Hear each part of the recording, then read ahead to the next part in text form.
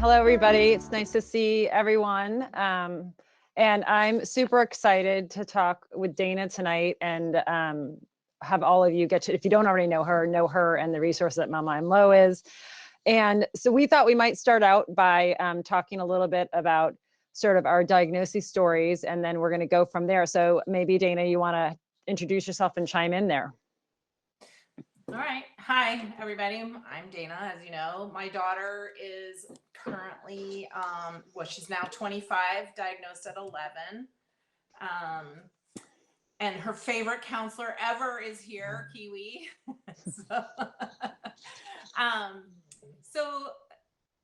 Eliana was diagnosed when she was 11, and we both were home with the flu. And in hindsight, I can say that Eliana probably could have been diagnosed in September easily.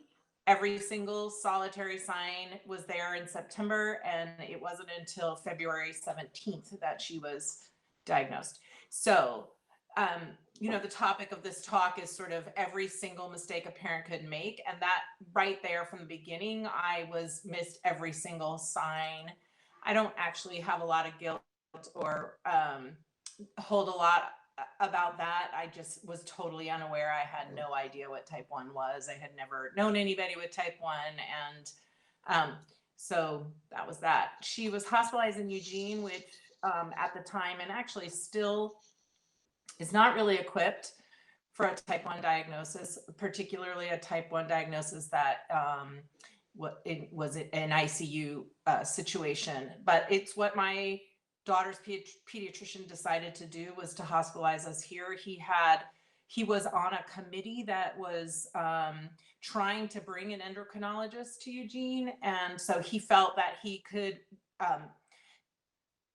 consult with a doctor in Portland, Maya Hunter is who he consulted with, and help us through it. And in hindsight, there's a lot of things we missed, which was basically any bit of education offered. We had no education when we left the hospital. We were in for 8 days. But I'm a single parent, and so it was really nice for me to have my community be able to come. So those are the two, the short plus and minus for that. And then we went home and we were rock stars. We had it down. We nailed type 1. We were all about how great her blood sugar control was, and we were such a team, and it was a really blissful 2 or 3 months. And then, and then we all know what happens. And I mean, I don't know if there's any new parents on here. It doesn't always last 2 or 3 months. Sometimes it lasts a year. Sometimes it lasts 2 days. But for us, having that really high level of success for many months, maybe it was even 6 months, was certainly did not prepare us for what was to come. So, and I can, from there, I think Kendra's going to talk a little bit about her. Maybe she's going to introduce herself and talk about their diagnosis at their house. But I will say that so for me, the premise, the idea that I had it all under control and it was just going to be fine. It was hard, but I can do hard things, and I do hard things, and it was just going to be fine. Really set me up for us as a family, up for a lot of parental mistakes. So great. Thank you, Dana. Well, I'm excited to dig into more of your story. I'll just quickly introduce myself. My name's Kendra Lodowick. I have 3 kids who have type 1, and I have a mom who has type 1. Our diagnosis stories, and we were talking a little bit, but in preparation for this call, about how I think your diagnosis experience can really change your initial relationship with type 1, and not to say that that's permanent then, but I think the severity and kind of the trauma from that event, as well as the level of familiarity you have going into it, can impact sort of your initial reception to it and relationship. I feel actually really lucky that my mom had type 1, and so I did have some familiarity. She is now in her mid-70s without secondary complications, and also without a restrictive or compulsive mindset about it at all. So that I had that framework going into my daughter's diagnosis. She's our oldest, and she was diagnosed first at age 5. That, and just to back up for a minute, having said that about my mom, despite the fact that she's had type 1 my entire life, until I became a parent, I had no idea what she was actually doing behind the scenes all the time, and how little credit I gave her, that we all gave her as a family. In any case, my daughter was starting to exhibit signs, and actually my mom, we were visiting with her this summer, and she's like, Maeva's using the bathroom a lot, and I think maybe you just want to keep your eye on that. So she kind of like put the idea in my head, and that was like August. And then end of September or beginning of October, I was like, I don't think I can really, when she got up at 3 a.m. to drink like 3 glasses of water, I'm like, I don't think I can avoid this anymore. So I made an appointment to see the endocrinologist the next day and asked to have her blood sugar tested. And our endocrinologist, we were living in Eugene at the time as well, she sent us up to OHSU, despite the fact that Maeve did not actually have any medical reason to be hospitalized because we had caught it so early, but we went for like this 48-hour boot camp. So we had a little bit of the opposite experience as Dana, where we had, like, Maeve was just, I mean, she was getting poked and they were figuring things out a lot, but she was feeling fine, and we were really there just to learn. It was a parental education piece of it. And then just very quickly, our next child, Maeve was 5. When he was 8, he came to us and he said, Mom, I have been going to the bathroom a lot, and I think we should maybe check my blood sugar. And so he self-diagnosed, and we were living in Spain at the time, so we got to experience the whole introduction and healthcare with type 1 from a different in a different context. And then our youngest was 4 when he was diagnosed, and that was also sort of, we figured it out here. He wet his bed 2 nights in a row when he had not been wetting his bed for multiple years at a time. And so we checked his blood sugar, and it was like it was like 125 in the morning or something, so on the edge that our endocrinologist was like, I'm not calling this yet. You can't make me call this yet. Maybe it's a virus, but it was not a virus. And so he was diagnosed too, but it was a very slow, kind of steady progression for him, because again, we caught it early for him. So that's a little bit of the background, kind of our experience coming into it. And Dana, I feel like it might be useful for you to talk a little bit. Dana fields a lot of calls from families that are newly diagnosed through Mama I'm Low, and she provides a lot of support. And we were talking earlier about kind of before that parent, even in that first phone call, before that parent gets off the phone, what are some of the what's the key message or takeaway that you like to give to them at that time? Right. I didn't say what Mom I'm Low was, and just in case you guys don't know, let me just back up for just one second. So we did everything perfectly, as I said, and then of course it wasn't perfect, and it was really hard, and I was super lonely and very, very didn't have any support. I had nobody to talk to. So I started a support group in Eugene, and that was in 2000. How old is Maeve? How old Maeve, was Maeve? she's 18 now. When she was diagnosed, so 13 She was years diagnosed ago. when she was 5. Yeah. Mm-hmm. Yeah, so around 13 years ago. And I just would go to this coffee shop, and I would try to get this was before really we used Facebook very much, and anyway. So I become a resource in Eugene. I've become sort of the first stop for anyone seeking emotional and practical support. OHSU gives my number out, and all the doctors, the peds here, a lot of them have my information, and a lot of the schools, I've done some caregiver seminars in the schools. So that brings us to what Kendra was saying, which is I field a lot of new diagnosis phone calls, like parents who are finally able to just wrap their brain around that this is permanent, and they're either still in the hospital or they're just getting home. Sometimes it's a couple weeks, but I talk to them, and my standard line is, welcome to the club you never wanted to be a member of. I'm glad you found us, that kind of thing. And we just talk, and I listen to their diagnosis story, and I try to get a feel for who they are and what they might need.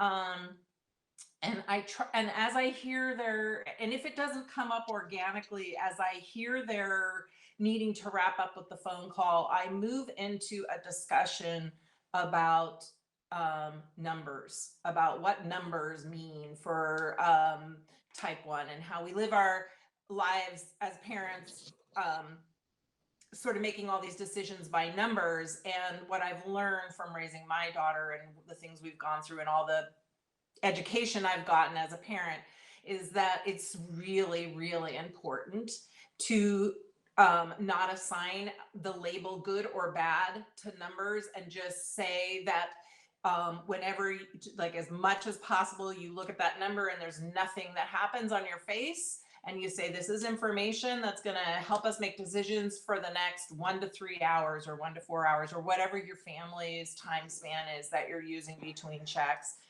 And to just try to really, from the very start, not give those numbers the power that they can wield in feeling successful or unsuccessful in diabetes management. Because what I believe to be true, and what I've seen with my daughter and many of the children in my group, is that well, we all know what good and bad means, but so I just think that's basically it. I try to explain to the parents, like, if 100 is the perfect number, you're never going to hit that number, and so you're never going to get it right, or you're very rarely going to hit that number. You're never going to get it right. So let's just reframe how we look at numbers and try to help relieve the judgment about that. And I thought it was useful too, or it was helpful to be reminded that when you think of it as good and bad, and you can attach kind of shame to the feelings of a bad number, and that can have kind of long-term resistance to kind of wanting to go to that doctor and share your numbers, because you feel, it's become very personal, like a personal judgment on it. So I don't know if there's anything else you wanted to say about that, but that feels, important to keep in mind in the long game. Yeah, well, the A1C becomes such a, that has so much stigma attached to it, or can have so much stigma attached to it, that I think when my daughter was going through her periods of struggles, and even now as a young adult, I don't think she would go to the doctor as often as she does. She wouldn't go to her regular appointments as often as she does, because we just made an agreement when she was young. It was like a stipulation for traveling internationally and whatnot, that she just goes to the doctor 3 or 4 times a year. That she just promises me she'll do that, and she does do that, and she doesn't always want to do it, but she does it because she promised me. And the reason she doesn't want to do it always is, my numbers aren't good, I don't want to go to the doctor. And this is 14 years later, from setting that number judgment up in the first year or 2 of her diagnosis, before I started figuring things out. Mm-hmm. So it's hard, and it can become very habitual. I know when we were trying to break the habit, which we definitely haven't done perfectly, and I definitely have had the, like, what's your number? And they tell me, and as opposed to the blank slate you're talking about, I have a, like, whoa, like I'll exclaim even. but we did try to have a, like, whenever a number came up, like, it's just data. That was like how we tried to, like, every time we saw the number. But it can be hard, and I think the more you kind of have that mentality, then the harder that habit is to break. But I want to, sorry, go ahead.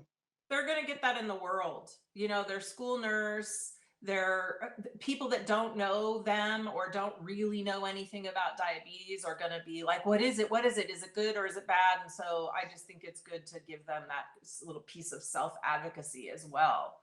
Mm-hmm. Mm-hmm. So I want to say, if any parents, we probably should have said this to start out, but if I can't see everyone on my screen right now because there are a number of us. So if anyone wants to jump in, feel free to unmute yourself or write a comment or raise your hand or something so that we know that you'd like to share an experience you've had or ask a question or whatever it is so that it can be, interactive. So definitely feel free to do that.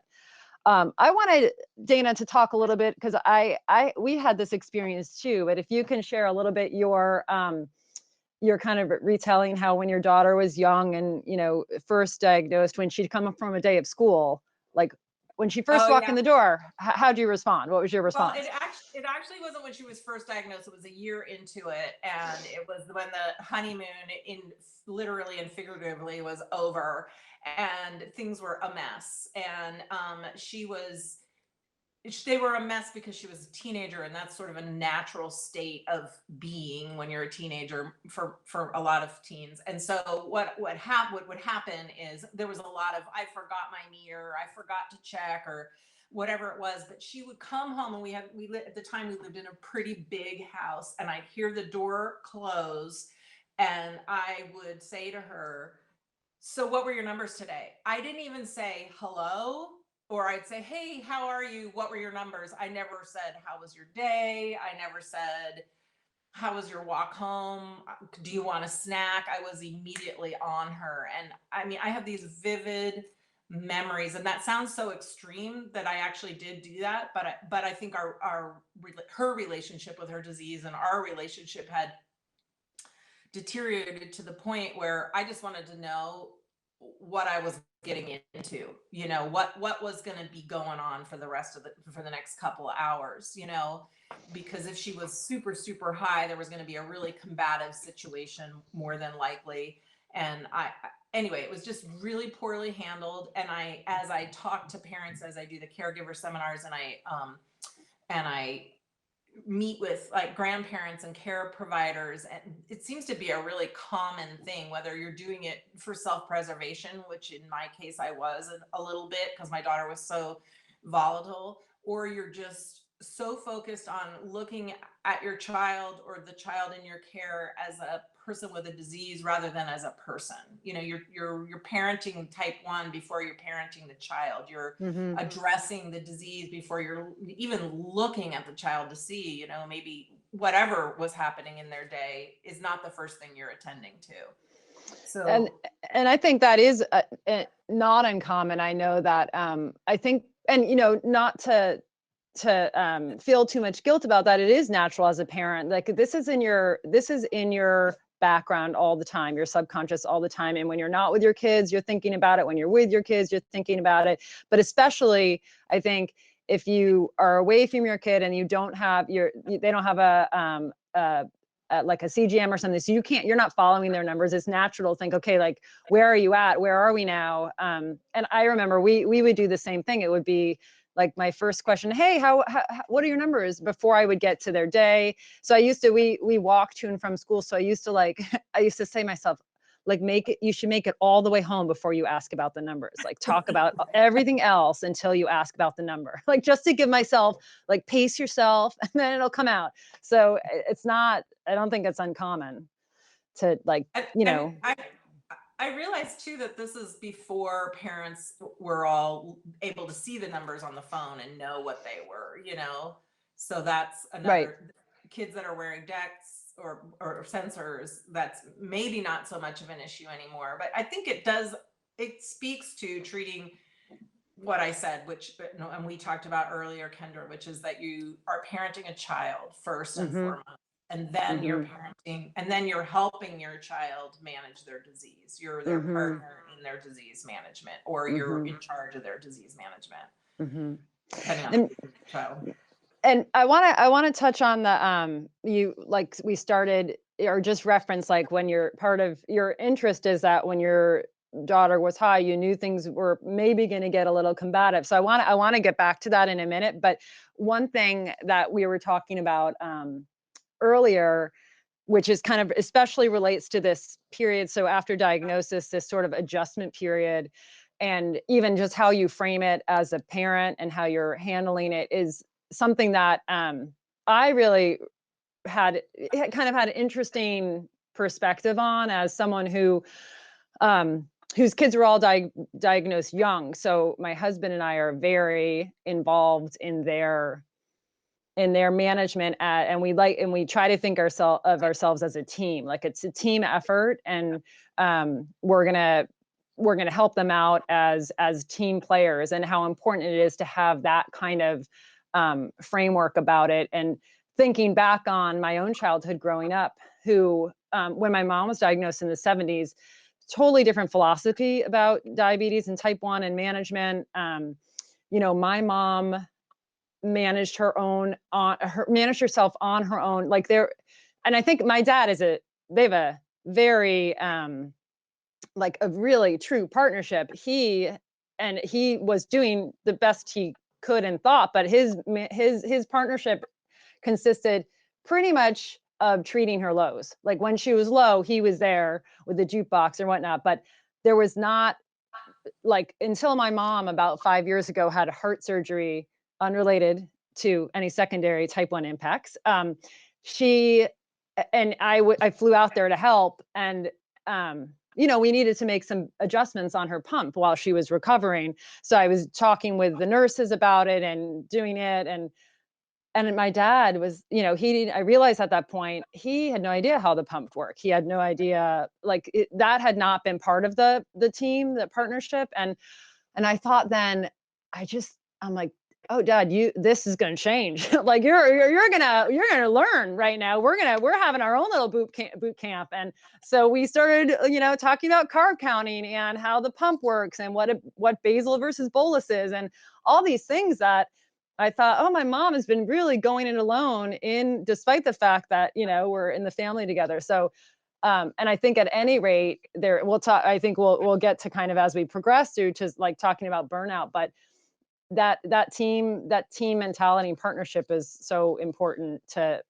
at any age and at any stage. So, but maybe we can go back, Dana, to talk a little bit about like that the kind of tricky balance of navigating the highs with kids with type 1, both in terms of, the immediate dynamic at play, but also how to kind of help prepare them to navigate that on their own when they're not around other people who are just going to like, oh yeah, I get it. This is why there's this reaction right now. Right. Yeah. So when my daughter was a teen and that she would come home from school and there would be high blood sugar related in conjunction with her being a teenager, like a normal teenager, it was so volatile and so extreme. And I didn't know if I was raising, honestly, I'm this is funny, but it's not funny. I did not know if I was raising just like a possessed child. Like, what is wrong with her? Why is she like this? And I remember reaching out to a pretty well-known and accredited psychologist and talking to him, and him telling me there is no correlation between high blood sugar and anger. And me thinking like it's just as my kid or it's my parenting, or we just have this terrible relationship. And then I can't remember who else. There was another parent at this time, this was right when I was starting the support group, or maybe it was an adult, and then I was told, oh no, there is a direct correlation for many, many people. And it's like and I must have been an adult, or an older person, an older child, or I don't know, but it was an older person who was able to articulate, it's like, I'm not even the same person. I'm not the same person I am calmly talking to you when I'm furious and have high blood sugar. So for my daughter and I, it was a really long time to figure out how to not say to her, oh, you're acting like that because your blood sugar's high, when maybe she was acting like that because I was being really unreasonable. So this is a like very multi-layered, multifaceted issue, but it certainly was this whole thing of, again, this is with the numbers thing, like you're high, nothing you say matters because you're high, you're acting crazy, you're throwing stuff at me, because that's one of the things my daughter used to do when she was really mad, is she'd throw her meter at me. I do want to say that my daughter is a really kind and gentle and thoughtful and caring person. And I'm only talking about the negative things. She is in child welfare. She's a professional now. She's a really wonderful person. So anyway, but what I learned and what we learned to navigate as a family is sort of like a safe word, or we're going to take a break, or how we were both in therapy, and so we both were able to work together to figure out, like, this might not be a good time to talk. And the balance you play as an adult and or a partner, or I mean as a parent or a partner, the team member there is trying to validate what that person's feeling, and also acknowledge that maybe the reaction is bigger than it would be if your blood sugar wasn't high.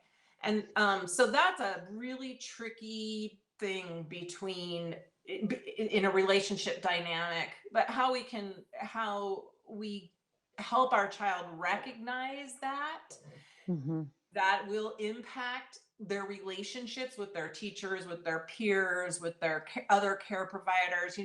How we help our child be able to articulate or recognize, or um, work through, how to communicate, or say, look, I'm got to manage my diabetes right now, and we'll have to come back to this. It's a very tricky and complex thing, but I think as your kid develops, you learn to give them different tools and talk about it in a different way.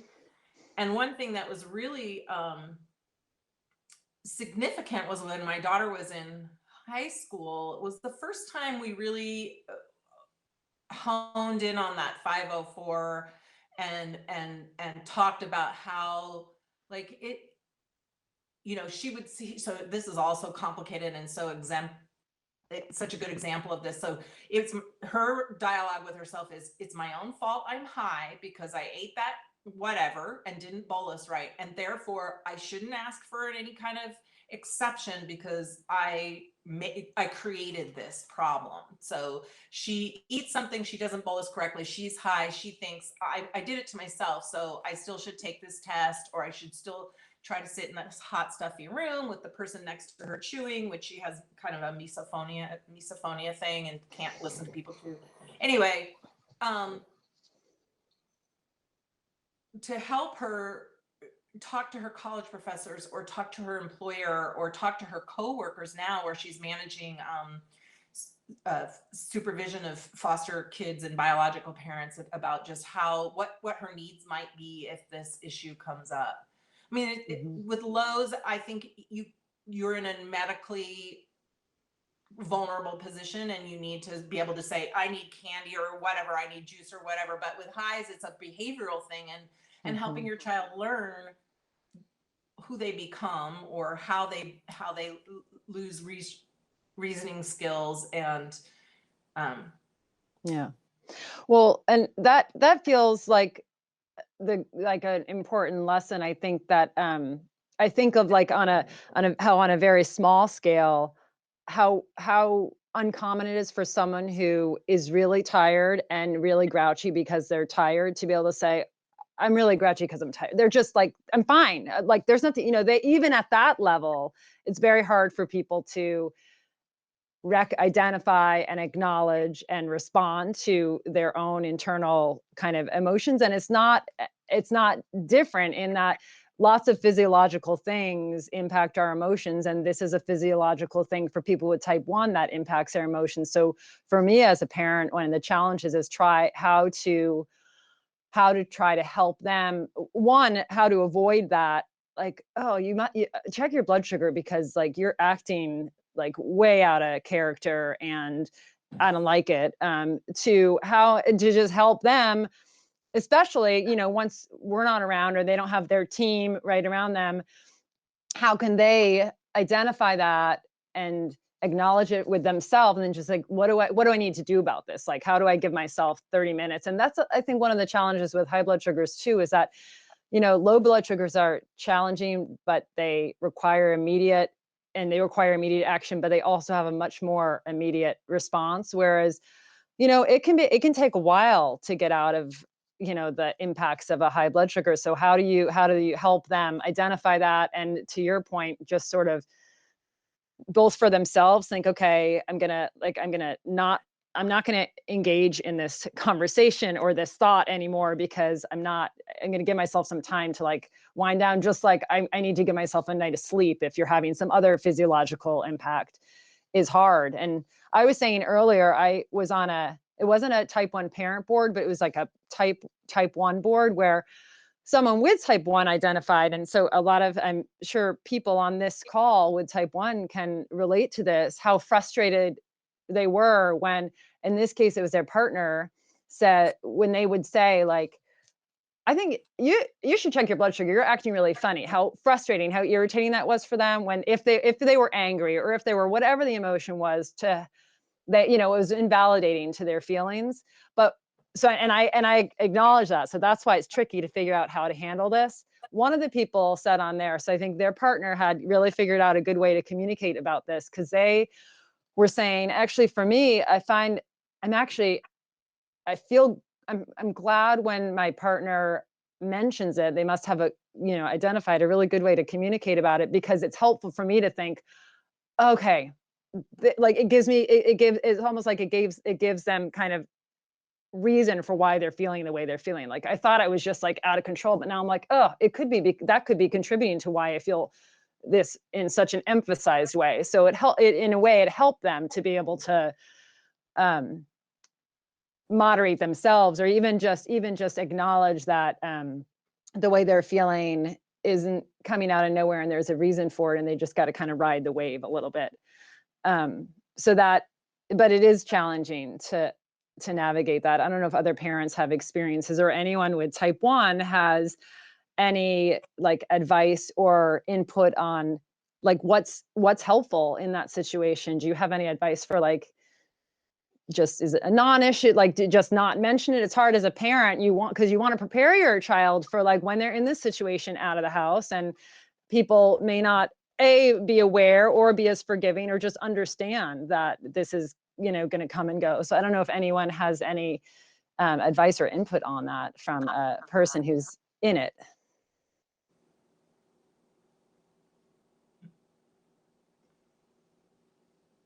If you think of anything, interrupt, because it would be helpful for all of us.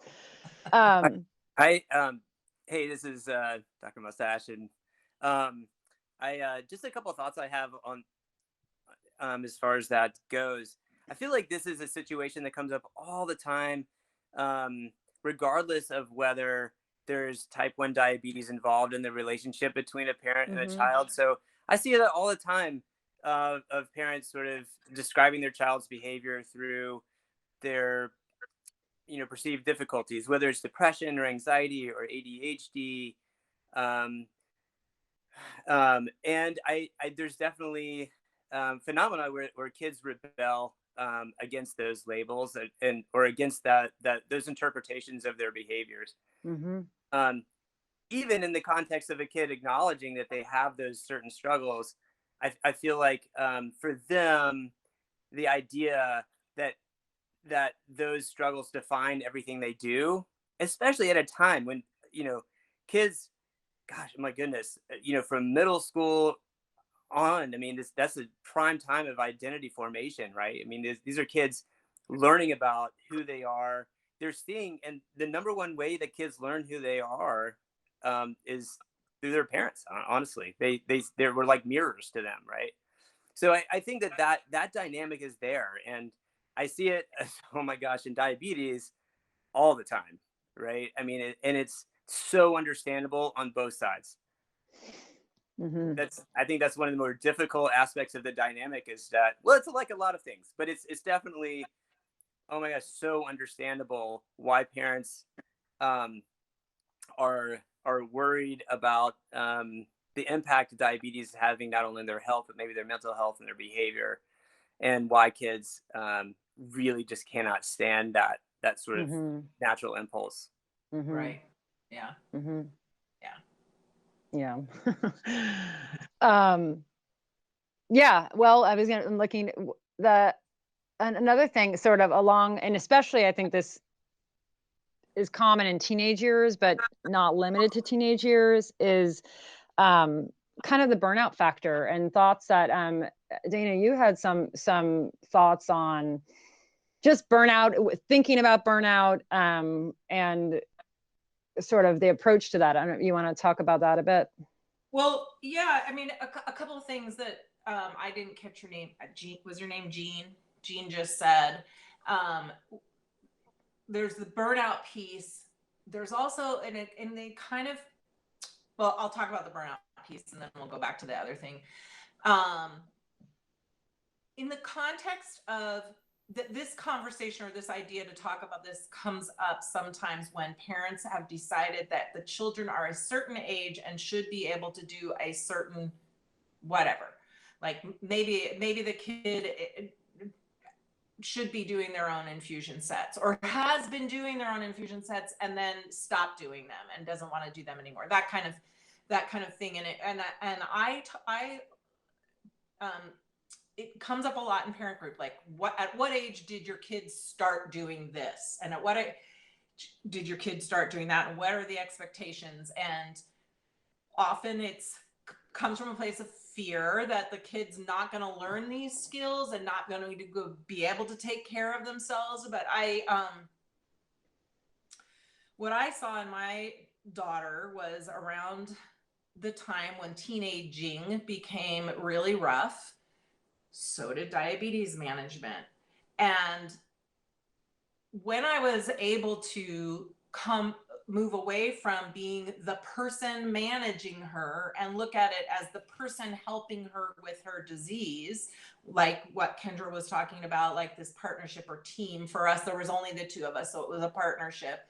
But it was really helpful and supportive and non-judgmental way to just help her. Like, I don't feel like like I was telling Kendra earlier, like my daughter came over for her anniversary the other day, and one of the things she just loves is if I cook her dinner and I put down this next to it, how many carbs are in that dinner, because she doesn't have to think about it. She doesn't have to ask me what else is in this. I see that there's beans or pasta or whatever. Can you just carb count this thing for me? She's 25 years old. She lives on her own. She's traveled internationally by herself. She just loves that. She gets a kick out of it. She also will often ask me to fill her cartridge. So how that relates to what we started talking about is in the teenage years, we think, oh, our kids are going to be more independent and more independent and more independent. But it's a lot, the burden of managing this disease, as I don't know how many of you are type 1 or parents of type 1, but it's a huge burden. And the more we can just kind of step in and help them, regardless of what milestone we expect them to be at, I believe, these are all my beliefs. Okay, that I also want to say, this is all my conjecture and beliefs or anecdotal retellings. It can help with the burnout, because the burnout can be pretty disastrous. If it's just, I'm not going to check my blood sugar and I'm not going to take insulin and I'm not going to do anything to take care of myself, the consequences of that are far more dire than just setting up a dynamic where you're a team or a partnership and helping the child, the person, it doesn't always a child, manage their disease. And I think there was more about that, but now I'm not remembering. Well, I remembering a panel that Mama I'm Low actually hosted with college students who were talking about kind of their, like, what was helpful about what their parents had done, what do they wish their parents had done differently. And it really stuck with me that one of the college students who came back, and I can't remember who it was, this was a while ago, she was talking about her. So she goes away to school, but every time she comes home, her dad will do her site change for her. And, she's like 20 years old, totally capable, but what a gift that feels like to her. And that really struck home to me how important that team is that you have, and that there's someone who can help give you a break, whether it's helping figure out your carbs with you or just being aware with you and there, I think is really important. So it doesn't, I don't think they age out of that. I just recently have been starting to fill my mom's cartridges when I'm visiting them, when I'm happening to do another one. And it's like, oh, why haven't I done this before? Like, that's such a gift for her. Like, look there, here's your cartridge, and it's a like really simple thing, but it's so much. I am so really mystified by all the decisions that people with type 1 make every day on a daily basis. Everything you have to keep in your brain while you're like thriving and in your life, it's really incredible. So I think, wow, I can take one of those decisions away, then that's the least I can do. But it is hard, and burnout is real. And well, you were, that reminded me, one of the things we talked about is we often, as we're parenting a teen who might seem to be checked out or rebelling or not taking things on, they are learning. They know what needs to be done. They know, most of them know everything they aren't doing. Therefore, that is an increased burden on their mental health. And so the fear that if they don't learn it or they don't do it, they're going to go out in the world and they're never going to live. Well, they do live, actually. I'm not talking about the people that are still in denial and not thriving. I'm talking about the kids who go through a phase of not taking care of themselves, and then, they leave home and they've absorbed it all. And that, I think, kind of goes to maybe what Jean was talking about, or what we were talking about earlier, is they learn how to manage this disease from us. They learn how to, depending on the age at which they were diagnosed, how to interact with it, how to look at it.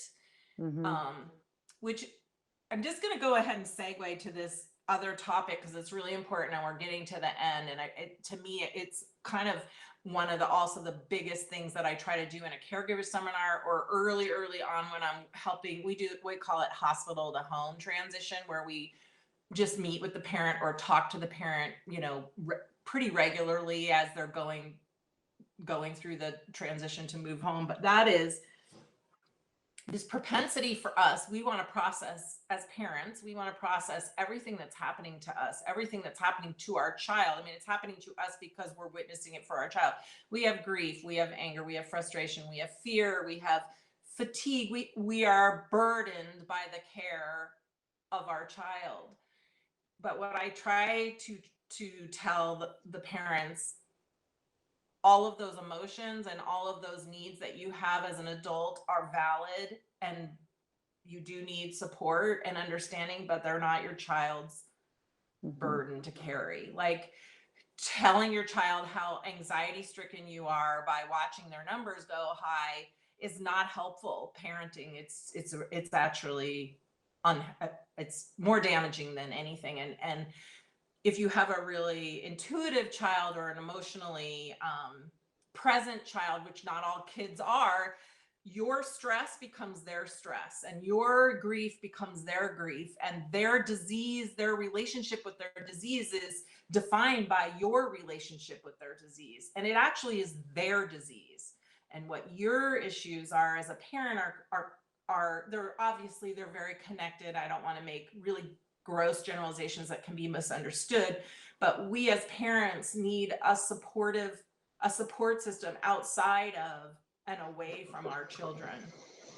And when we do, so Mom I didn't say everything we do, but one of the things we do is we did child activities every month, and we have a rule that the parents are not allowed to talk about diabetes at this event. Actually, we prefer the parents leave the children, but they don't do that so much anymore for a number of reasons. But there is to be no discussion about diabetes at our diabetes events, which that's why we have a parent support group, and we try to be really kind of heavy-handed about that, like moving parents away from the kids.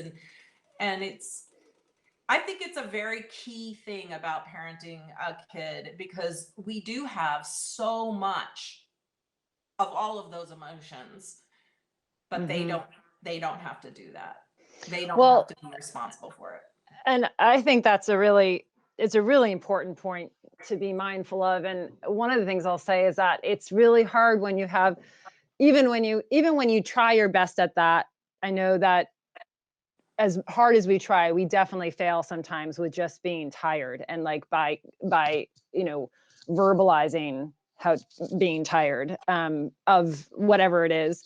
But when you have kids who are emotionally intuitive, they're going to pick up on it anyway. Like our oldest daughter, I know she has guilt, and part of it is we have like this unique dynamic where we really get very, we don't get a lot of sleep. Like with 3 of them, it's just compounded a bit, right? So it's like we don't have many nights where, now it's a lot better because technology, but it had been hard. And she'll just know that, like, I think she bears guilt for, and now, she's getting older, she's learning about how important sleep is for health, and she's like, oh my God, I'm like destroying mom and dad's health. Like, so even when you aren't verbalizing it, they're internalizing it all. So I think the more you can be conscious of that, the more, the better it is. But 2 things I wanted to say really quickly too, are, as a parent, one related to the kids really are absorbing it all. And our youngest, who's now 10, who was diagnosed when he was 4, I was thinking about this recently, and I think I would say he's a little less independent, in that, and partially it's like he's been home for the whole year. So it's not like, so now we're here all the time and accessible the whole time. So it's not like he's not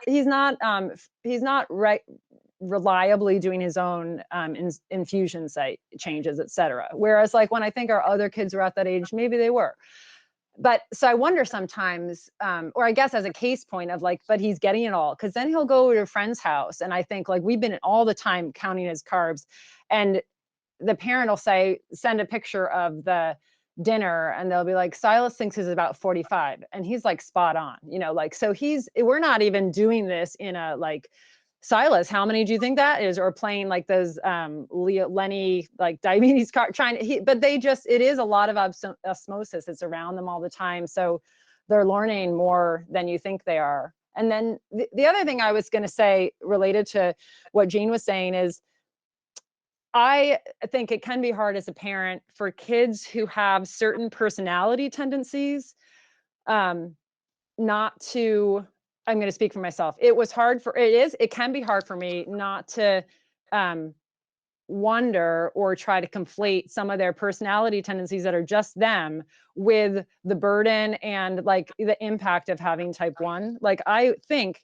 man, type 1, if you're someone who likes to be in control, type 1 must be really a tough thing to bear, because as you do exactly what you're supposed to do, and you may not have the same results from one day to the next. That's tough for someone who's, really in control. And I just say this because we have one of our kids is much more control oriented. And I remember going to speak to a therapist about it, just because which is when she was younger, thinking like, oh my God, is her personality tendency in combination with type 1, is that going to like is she going to end up with all these, complications from that, or behavior towards food, which is often a control issue. And I started to get worked up about it. And one of the things that was a good reminder for me that this therapist said, it was like, she may have like to be, like things to be in control, like, but is that related to type 1? Kind of like, we'll never know. Like, maybe she just likes things to be in control. And so like, not to conflate that, who they are with a side effect of their type 1. And that can be hard too, because it is overwhelming and it is, a huge part of them, but it's not all of them. Right. I feel like we have a lot of topics, but I know we're also getting close on time. So maybe we should stop and see if there are comments or questions, or kind of how we want to wind down.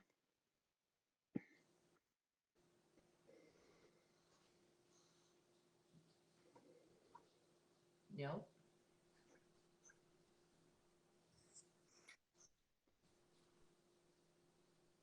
Well, this is Dr. Mustache again. I wanted to go back to what you guys were saying about a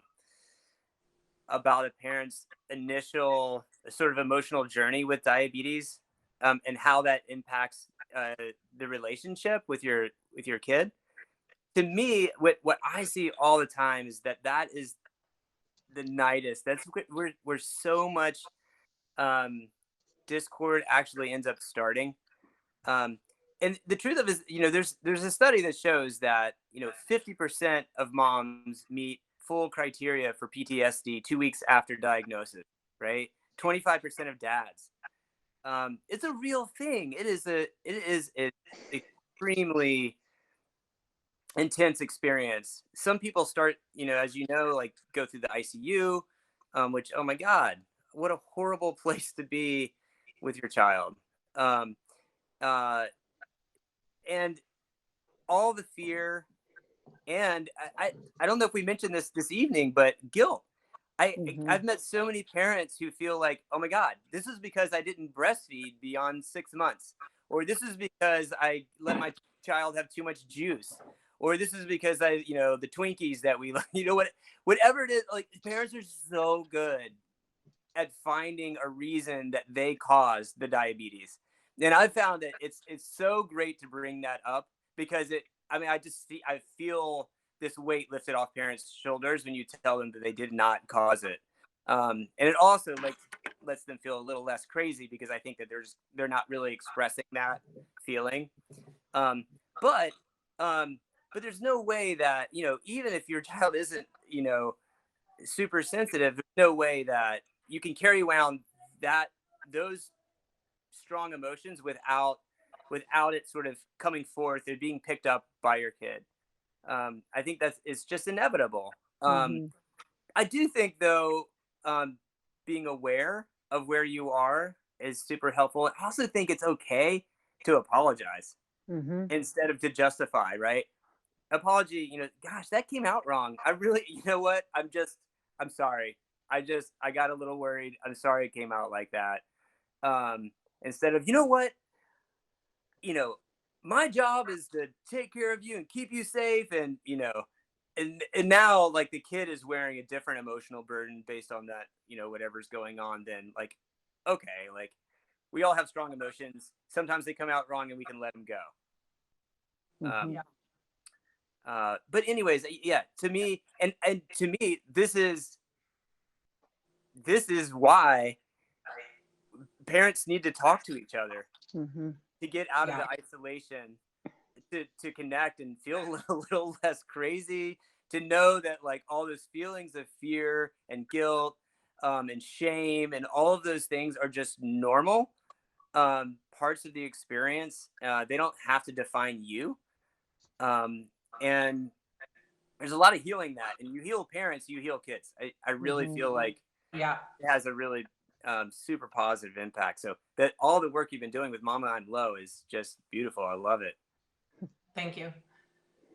I to tag on to what you said, often for a while here, we had a group of therapists that were learning about type 1, and I was part of that, even though I'm not a therapist. But another piece of supporting families is, often the parent will say, my kid is so out of control, they need therapy. And really, it's often the parent needs the support, the help, the therapy, whatever it is. And it's not really the kid needs to be able to be a kid. I'm not saying that kids get a free pass. I don't mean anything, but I mean, more often than not, when the parent gets help, the parent-child relationship improves. And it's not that the child necessarily needs to be in therapy. Maybe they do, maybe they don't, but the parent needs therapy or support. It's so critical when a family comes to us, or when we hear, because a lot of times we hear about a family long before the family contacts us. And so I gather information. I try to figure out what this family might most need. What do they need to meet with another family right away? Do they just need to tell their story? Because, like Jean said, just being able to tell the story to another parent that, like, gets it can change everything about whatever that PTSD. Letting go of that diagnosis a little bit is pretty helpful. It's like moms that have a new baby right after for the first year or two you have that baby, you want to tell your birth story. Many women do want to tell their birth story. You have to just, you know, it's just something you do to process it. Mm-hmm. Before we run out of time, I just want to say, if anybody ever wants or needs help starting a support group in your area, I am happy to help in any way I can. I think it's a really big piece of what's missing in the diabetes care team, the psychosocial support piece of it. And I guess I can say I'm pretty proud of what we've grown here in Eugene, and I'm happy to help anybody do that anywhere. And maybe y'all are professionals and your diabetes world is much bigger, and you can just pass my name on to anybody so that they can do this in their community. So